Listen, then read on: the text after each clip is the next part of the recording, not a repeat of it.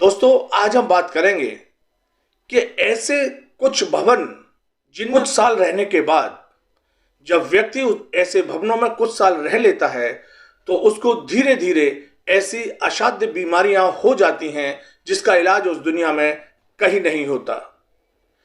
आखिर ऐसे भवनों में ऐसा क्या हो जाता है ऐसे भवनों में जो इस प्रकार की गंभीर बीमारियां उस भवन में रहने वाले व्यक्तियों को हो जाती है। तो सबसे पहले आप सभी को नमस्कार, मैं जीएस अग्रवाल। आज इस वीडियो में इस बात पर डिस्कस करूंगा कि ऐसा क्या होता है भवनों में जो उस भवन में रहने वाले व्यक्तियों को ऐसी गंभीर और लाइलाज बीमारियां हो जाती हैं जिसका इलाज इस दुनिया में कहीं नहीं होता। साथ ही साथ ऐसे घरों में रहने वाले बीमारियों की चपेट में आता रहता है एक के बाद एक, यानी कि बीमारियां उस घर में स्थायी निवास करने लगती हैं। दोस्तों, और आप सभी से साथ में ये मेरा अनुरोध है कि आप अपने, यदि आपकी जानकारी में ऐसा कोई घर है जहां पर इस प्रकार से बीमारियां हो रही हैं तो आप उस घर को जैसा मैं बता रहा हूं ऐसा अवश्य देखें और चेक करें कि मेरी बताई हुई जानकारी सटीक है या नहीं है। थोड़ा बहुत ऊपर नीचे हो सकता है लेकिन जानकारी पूरी सही निकलेगी और फिर आप हमें कमेंट करके जरूर बताएं। तो दोस्तों, जैसा कि आप इस चित्र में देख रहे हैं, ये एक प्लॉट है। जब ऐसे प्लॉट पर आपने देखा कि पूरब उत्तर का कोना थोड़ा सा कटा हुआ है, जब हम ऐसे प्लॉट पर एक घर का कंस्ट्रक्शन कर लेते हैं, व्यक्ति रहने लगता है। रहने के कुछ साल बाद धीरे धीरे बीमारियां शुरू होती हैं। छोटी छोटी बीमारियां होंगी आए दिन, पहले किसी सदस्य को फिर किसी सदस्य को, और वो सही भी होता रहेगा। पहले थोड़ी सी बीमारियां होंगी, कम मेहनत में सही हो जाएंगी, यानी कि डॉक्टर पे गए, दवा ली और सही हो गए। फिर एक समय ऐसा आएगा कि वो बीमारियां सही होने में टाइम लगा लेंगी, यानी कि जो बीमारियां 2 दिन और 1 दिन में सही हो रही थी अब 8-8, 10-10 दिन में सही हो रही हैं।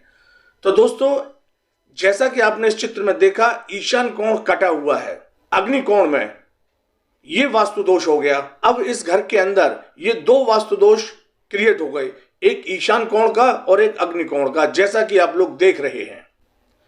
तो ईशान कोण में, ईशान कोण के जो देवता भगवान शिव और ग्रह गुरुदेव बृहस्पति होते हैं और यही वास्तु पुरुष का सर होता है।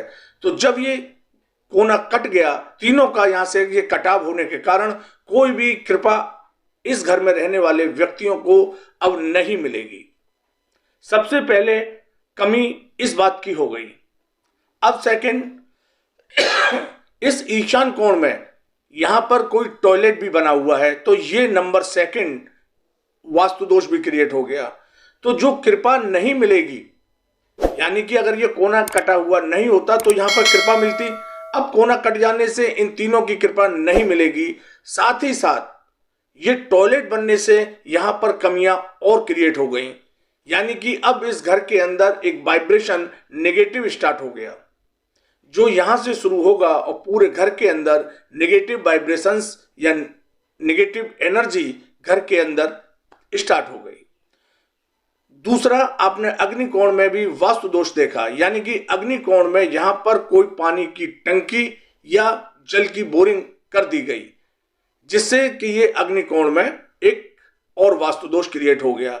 अब ये दोनों वास्तु दोष मिलकर के, दोनों वास्तु दोष अपना अपना नेगेटिव असर इस घर में रहने वाले व्यक्तियों पर डालेंगे और इन दोनों की नेगेटिव फ्रीक्वेंसीज पूरे घर के अंदर ऐसे वाइब्रेशंस क्रिएट करेगी कि यहां पर हमेशा यहां पर लगभग नेगेटिव काम होना शुरू हो जाएंगे।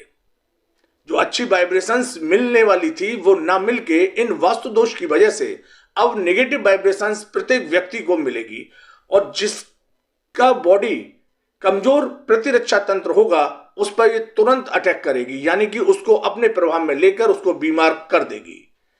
तो ये बीमारियां धीरे धीरे, हर तरह की बीमारी, कोई किसी चीज से पीड़ित हो जाएगा, कोई किसी चीज से पीड़ित हो गया और पारिवारिक सदस्य आए दिन विभिन्न प्रकार की बीमारियों से परेशान होना शुरू हो जाएंगे। कुछ सालों बाद कंडीशंस यहां से बदल जाएगी, ये कंडीशन कुछ इस तरह की बदल सकती है जैसे कि अब जो बंदा पहले आराम से सही हो जाते थे, अब समय लगेगा सही होने में।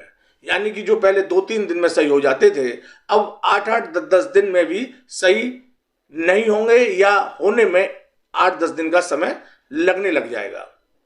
और एक के बाद एक, यानी कि पहले एक बीमार होता था तो कुछ दिन के लिए, महीनों के लिए कोई दूसरा बीमार नहीं होता था, परंतु अब जब कुछ साल रहते हुए समय हो जाता है तो फिर क्या होता है, ऐसे घरों में एक बीमार हुआ, वो सही हुआ तो तुरंत दूसरा बीमार हो गया।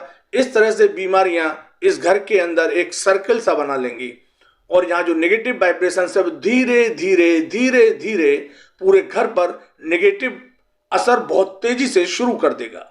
ये बीमारियां इतनी बढ़ जाएंगी कि इस घर का जो मुखिया है वो बहुत परेशान हो जाएगा, धन की तरफ से बहुत, आर्थिक रूप से बहुत कमजोर हो जाएगा, सोर्स ऑफ इनकम उसकी धीरे धीरे नष्ट होने लगेंगी और चारों तरफ की इन परेशानियों की वजह से वो दर दर का, यानी कि एक एक पैसे के लिए मोहताज हो जाएगा। अब दोस्तों, ईशान कोण में टॉयलेट एक ये गंभीर वास्तु दोष उत्पन्न करती है। ये कैंसर जैसी लाइलाज बीमारियां भी देती है। आप चेक कीजिए और देखिएगा जरूर और कमेंट करके हमें जरूर बताइएगा, हमें इंतजार रहेगा आपके कमेंट्स का।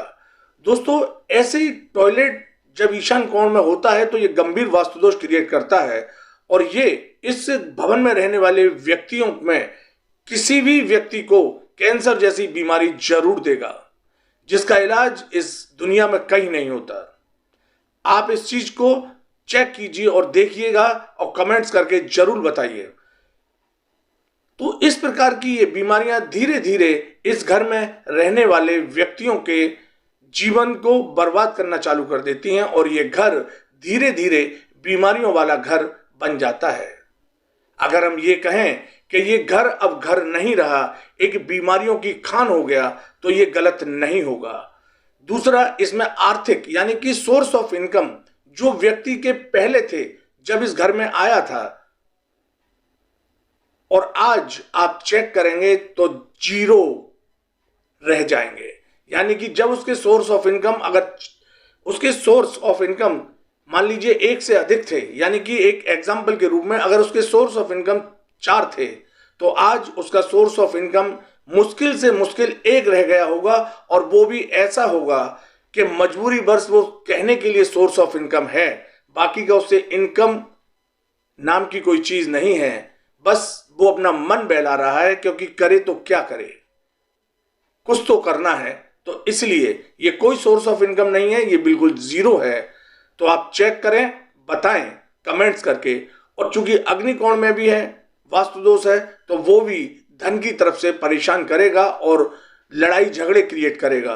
तो दोस्तों, इस घर का मुखिया इस घर में जब तक रहेगा तब तक आर्थिक, मानसिक और शारीरिक रूप से इतना कमजोर हो जाएगा कि वो हर पल एक डिप्रेशन जैसी स्थिति में रहेगा। और दोस्तों, सबसे ज्यादा चांसेस ऐसे घर में रहने वाले मुखिया के होते हैं। तो दोस्तों, मेरा आप सभी से एक विनम्र निवेदन है कि यदि ऐसे वास्तु दोष में कोई व्यक्ति या कोई परिवार रह रहा है तो वो उस घर को तुरंत अभी इसी वक्त खाली करके दूसरी कहीं किराए पर रहना शुरू कर दे, बहुत ही अच्छा रहेगा और उसका और उसके परिवार के लिए बहुत ही अच्छी बात रहेगी। अब इन सब चीजों से बचने का उपाय दोस्तों, इसका सिर्फ और सिर्फ एक ही उपाय है कि इस भवन को तुरंत खाली कर दें। अगर अपना है तो भी और किराए पे रह रहे हैं तब भी तुरंत तत्काल प्रभाव से इमीडिएटली अभी खाली करके अब दूसरे किसी अन्य मकान में किराए पे चले जाएं और हो सके तो वास्तु एक्सपर्ट की सलाह लेने के बाद दूसरे मकान में किराए पर जाएं, उससे चेक कराएं, उससे दिखवा लें, उसके बाद किराए पर दूसरे मकान में शिफ्ट कर जाएं, जिससे कि आप जो यहाँ परेशानी भुगत रहे हैं वहां पर ये परेशानी से निजात मिल जाएगी। जो कुछ बचा है उसको संरक्षित करते हुए खुशहाली से निवास करेंगे। दोस्तों, इसका बचने का सिर्फ यही और यही एक उपाय है। या फिर इसके वास्तु दोष में या इस घर में जो वास्तु दोष है उसको तुरंत दूर कर लें। दोस्तों, ये दोनों में से कोई एक उपाय आपको करना पड़ेगा और आप तुरंत करें। आप कमेंट्स करके जरूर बताएं। इसी के साथ दोस्तों, अगर आपके थोड़े मेहनत करने से किसी के लाइफ में बहुत बड़ा और अच्छा परिवर्तन हो सकता है तो इस काम को तुरंत करें, देर ना करें। लाइक और शेयर करके अपने दोस्तों तक इस वीडियो को जरूर पहुंचाएं। ज्ञान की अच्छी बेहतरीन जानकारी के लिए आपसे निवेदन है, हमारे चैनल को सब्सक्राइब करें, लाइक करें और शेयर भी करें। नमस्कार, जय हिंद।